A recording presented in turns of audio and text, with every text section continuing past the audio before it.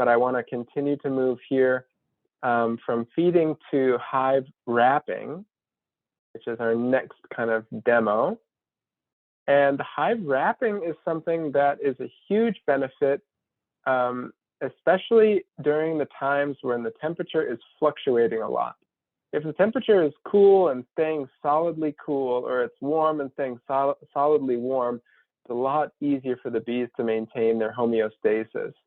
But it's the periods of the year, the fall as it transforms or turns to winter, the winter as it turns to spring, where we get these fluctuations in temperature, that's the hardest for the bees, where they're coming out of their cluster, they're flying out, they're doing their activities, and then balling up really tight for a cold week in the mountains.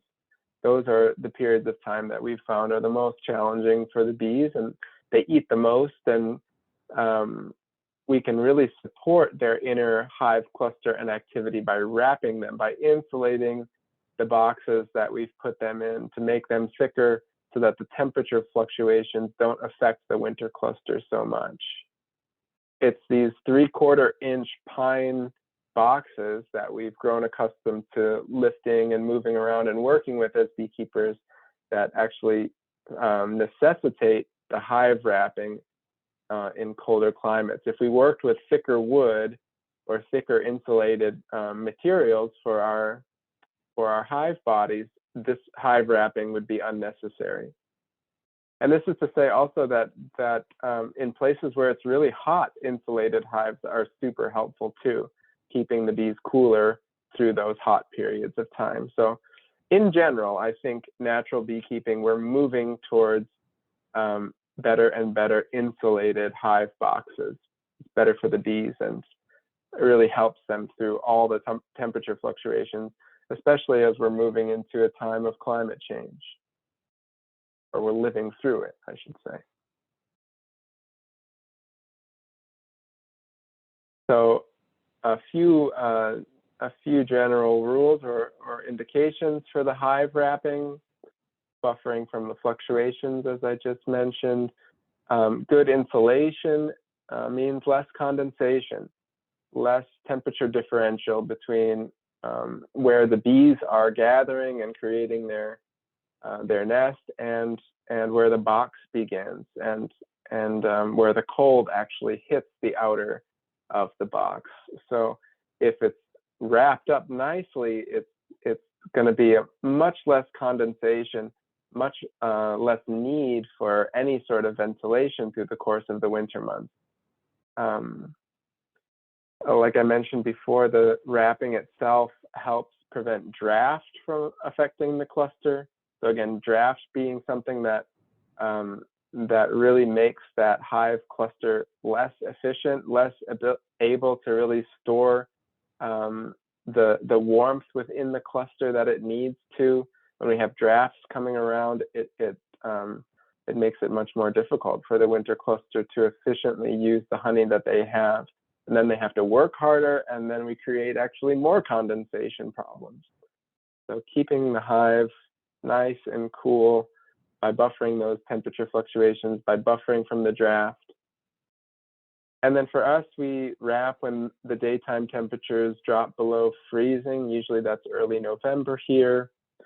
And we keep those wraps on our hives usually until early April, when the daytime temperatures consistently stay above freezing. So those are just the general rules here where we have those sorts of temperatures where we're consistently below freezing on a regular basis through April, from November through April.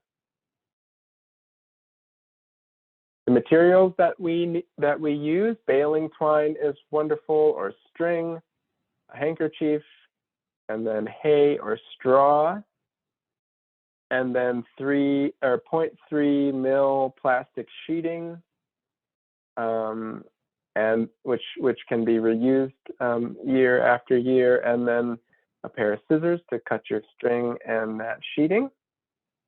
And then the process of wrapping the hive is, I'll show the Langstroth, but it's similar for all the vertical hives. And then we can talk a second at the end about top bars. we're going to measure our string first. Usually 2 strings is enough for a hive, so I'll measure 2 of our strings, and then we'll take the plastic sheeting and we'll leave a little bit hanging out over the top. So usually I put about 3 inches or so over the top of the cover there, and then let the rest of the plastic sheeting drop down. You can set a brick or something on top to help keep it there.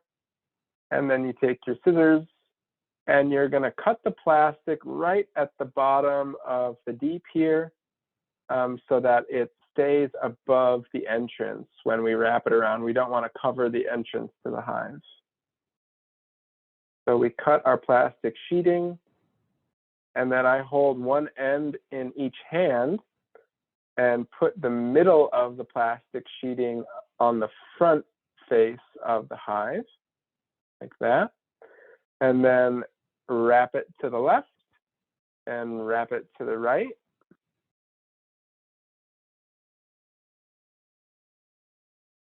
And then put my brick again there to secure it while I go down and tie the bottom string. And by tying that bottom string, I've effectively made a little sleeve. So I'm taking off the outer cover now. I'll put the handkerchief over the hole in the inner cover so that we're not disturbing the bees. And then we begin stuffing the hay or the straw into our sleeve on all sides. About 2 or 3 inches of straw on all sides is plenty. That's sort of what we're shooting for. Nice and cozy. And then brushing off the top once we've got it stuffed to our liking. And then we take the outer cover and place it on the front and take out the handkerchief and then fold in the sides there as we drop the lid down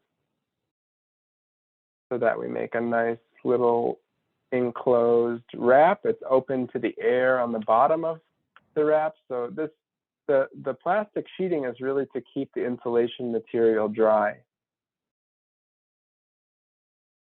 And then you can put on top of that a couple leaves of hay to make a little bit of insulation on the top if you like. We've begun in recent years actually adding quilt boxes to the tops of all of our colonies. The quilt box is a technology that was invented or that's used regularly for the Warray hives. So it consists of a box with an organic cotton fabric stapled into the bottom, and then you fill that little cavity with your insulation material. So pine needles, wood shavings, hay, straw, a wool blanket, whatever you have there. And this is something that also really supports the hive in its needs to support its humidity. Ventilation is something that a lot of beekeepers promote. It's something that we stay away from with our beekeeping methods because we understand how important the warmth is and that the bees themselves can generally regulate the humidity and temperature if we give them a space that's nice and tight and cozy for the winter. But any excess moisture that's condensing on the roof of the colony gets wicked up here with these quilt boxes. So what's actually going to collect the moisture is this material.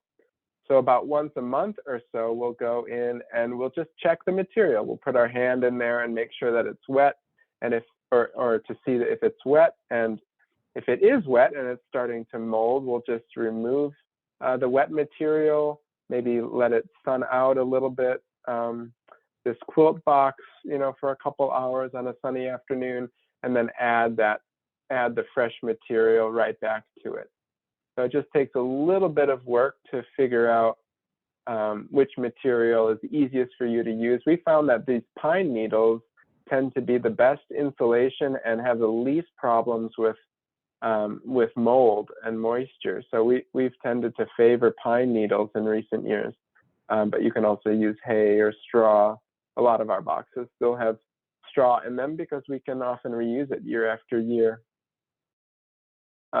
Yeah, this on top of this one, this is actually just an old super that we're not using anymore, and you can staple in burlap or organic cotton fabric to make this cavity. So in addition to wrapping your hives, I would suggest for any climate that you can, putting insulation above the colony, again, keeps them cooler in the summer and warmer in the winter, and in general helps to buffer the temperature fluctuations.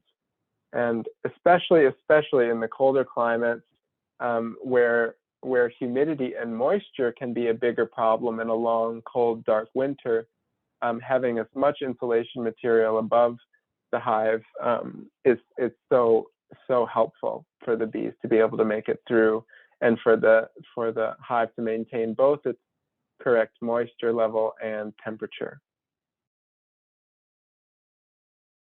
So our happily wrapped hives, we generally wrap our hives like I said, in early November. We'll often do our final health check. So right before we wrap the hives is when we'll be checking maybe the first time to see in that bottom box. Sometimes already in November, the bees have moved out of what was just a brood chamber in the bottom box through the course of the season, and have already moved up into the food stores and into the honey. So we'll do one last check before we wrap up our hives, and then that's just for pure convenience and time efficiency for us, because then in order to open up the hives again for the rest of the winter months, it's a little bit more of a process of then unwrapping and rewrapping. So to have a good little health check before we wrap is our general last check of the year. If we feel like the hives need it, don't always have to do it. And then they're all warm and cozied up for the winter months. And then just a quick word about horizontal hives and top bar structures. For these ones, we're lucky that we have this beautiful rye straw. We can actually cut it to length. So we have these big bundles of nice tall rye. Some of them can be 3 or 4 feet tall. And so we cut those into bundles, and we use the same plastic sheeting, but we wrap it around sort of like a burrito or an enchilada or whatever. And then we'll stuff all the sides of the top bar hive, including the top and excluding the bottom, where we have plenty of wood.